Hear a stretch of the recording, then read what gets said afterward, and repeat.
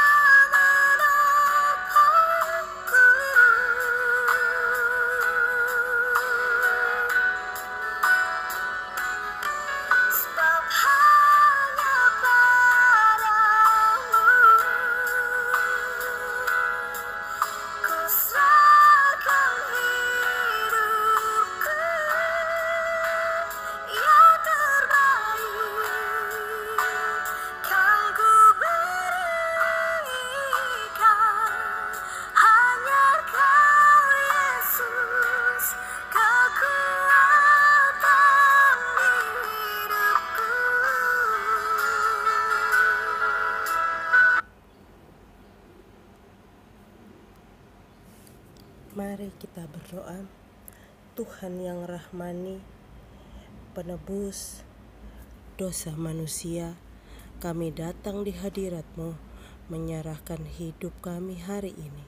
Sebelum kami mau belajar, kiranya hikmat surgawi mengalir bagi kami. Sembuhkanlah yang sakit, hiburkanlah yang susah, pulihkanlah yang patah semangat.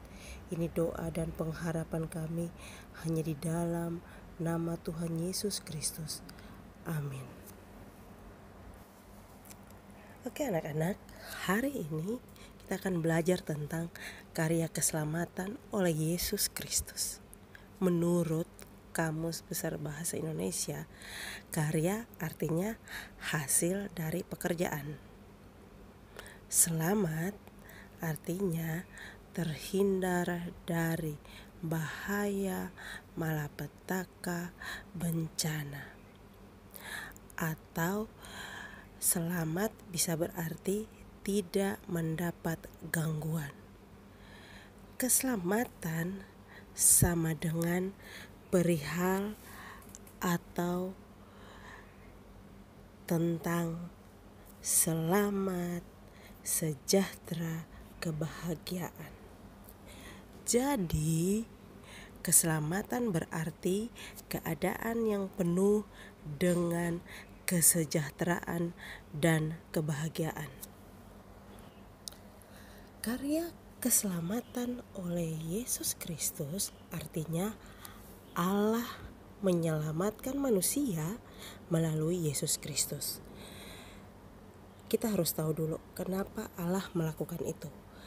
Dalam tradisi Perjanjian Lama, umat Israel harus mempersembahkan korban penghapusan dosa berupa anak domba jantan yang tidak cacat. Allah menuntut persembahan binatang sebagai bayaran atas dosa-dosanya. Kamu bisa baca di dalam Imamat 4 ayat 35 dan Imamat 5 ayat yang ke-10. Hutang dosa dalam perjanjian lama harus dibayar oleh darah anak domba jantan. Nah, dalam perjanjian baru, Yesus disebut sebagai anak domba Allah untuk menjadi penyelamat manusia supaya kita dibenarkan oleh Allah. Dalam konsep kerajaan Allah, keselamatan tidak hanya untuk orang Yahudi saja, tetapi berlaku untuk semua orang yang mau percaya. Anak-anak, ada beberapa istilah yang digunakan untuk menggambarkan Yesus sebagai juru selamat. Yang pertama adalah Yesus sebagai penebus.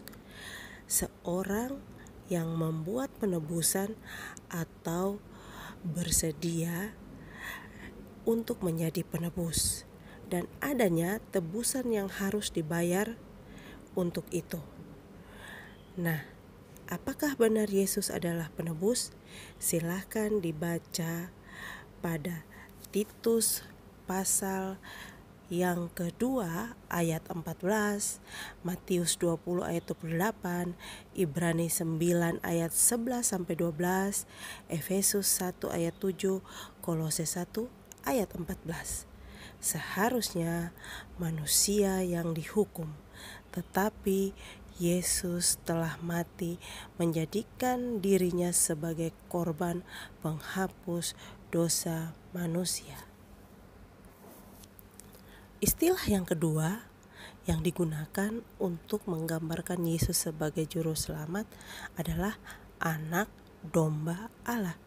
Dalam perjanjian lama, seseorang harus membawa korban penebusan dosa berupa domba jantan yang tidak cacat. Keluaran 12 ayat yang kelima. Dalam perjanjian baru, Yesus menjadi korban persembahan yang sempurna. Dapat dibaca di dalam Ibrani 10 ayat 1 sampai 4, Ibrani 9 ayat 22, Ibrani 10 ayat 11 dan 12, Ibrani 10 ayat yang ke-18, 1 Yohanes 1 ayat 7 sampai 9 dan Wahyu 1 ayat yang ke-5. Karena itu Yesus disebut sebagai anak domba Allah. Dapat kamu baca juga di dalam 1 Korintus 5 ayat yang ke-7, Kisah Para Rasul 8 ayat 32 dan 1 Petrus 1 ayat 18 sampai 19. Sedangkan istilah yang ketiga yang digunakan untuk menggambarkan Yesus sebagai juru selamat adalah guru atau rabi.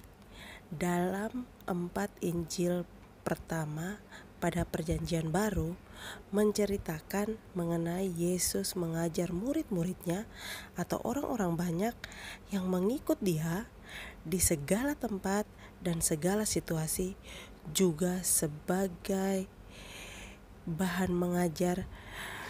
Yesus menggunakan berbagai macam metode. Pengajarannya tentang kasih yang akan menyelamatkan manusia. Cara mengajarnya juga merupakan ungkapan kesungguhan yang akan menjadi teladan bagi manusia yang percaya kepadanya.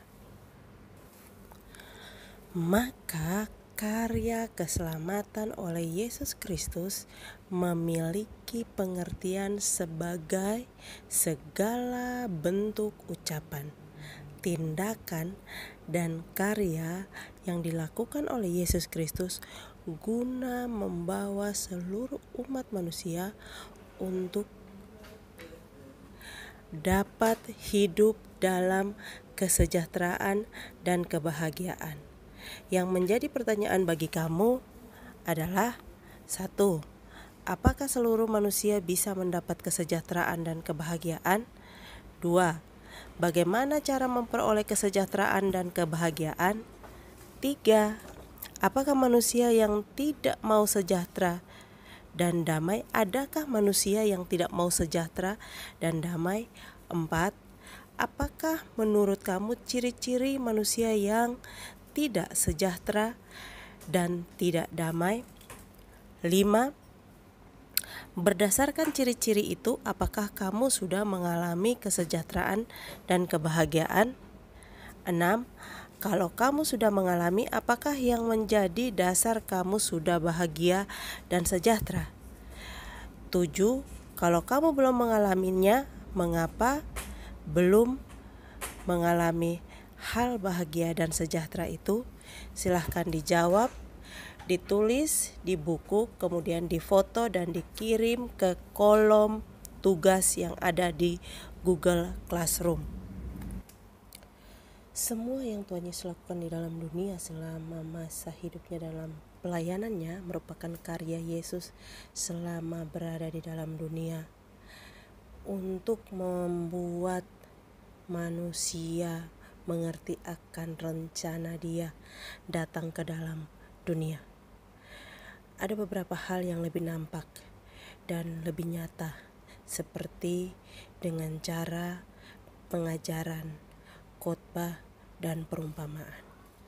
Pengajaran adalah bagaimana Yesus memberikan pemahaman baru atas hukum-hukum yang berlaku sebelumnya dalam Perjanjian Lama, dan bagaimana balas dendam diganti dengan hukum kasih, ciri khas kekristenan yang harus kita kerjakan. Khotbah, cara yang dipakai oleh Tuhan Yesus untuk berkomunikasi dalam memberitakan kebenaran keselamatan. Perumpamaan adalah perbandingan atau ibarat untuk membangkitkan minat ingin tahu melalui cara berpikir yang luas dalam melihat situasi saat ini. Karya Yesus selama berada dalam dunia untuk membuat manusia mengerti akan rencana Dia datang ke dalam dunia dengan cara yang kedua adalah mujizat. Dalam bahasa Yunani, mujizat artinya teras, semeion, dunamis, yang artinya adalah perbuatan ajaib dan mengandung kuasa yang tidak dapat dikerjakan menurut hukum alam. Pedomannya adalah Matius 28 ayat 18. Melalui mujizat bertujuan agar manusia percaya dan memuliakan Allah. Mujizat merupakan bagian dari misi Yesus untuk membebaskan manusia dari dosa. Karya Yesus selama berada di dalam dunia untuk membuat manusia mengerti akan rencana Dia datang ke dalam dunia, yang dilakukan dengan cara yang ketiga adalah pengorbanan di atas kayu salib. Puncak karya Yesus terjadi di atas kayu salib, dan peristiwa salib ini adalah puncak pekerjaan Yesus yang harus Dia selesaikan untuk memikul dosa manusia dan menggantikan manusia sebagai yang terhukum. Kembali dimerdekakan, dapat hidup lagi dalam kebenaran, dan dapat kembali bangkit pada hari yang ketiga, supaya membuktikan kepada kita bahwa Ia adalah hidup. Maka keselamatan tersedia bagi banyak orang, dan itu hanya melalui Yesus Kristus orang dapat dibenarkan. Demikian pembelajaran kita hari ini. Semoga pembelajaran ini dapat dimengerti dan dapat diaplikasikan, dapat dilakukan, dan dapat diterima dengan baik. Jangan lupa berdoa untuk mengakhiri pembelajaran hari ini. Sampai jumpa lagi. Ayo, jangan lupa subscribe channel Bu Teni supaya kita dapat belajar lebih banyak lagi. Shalom.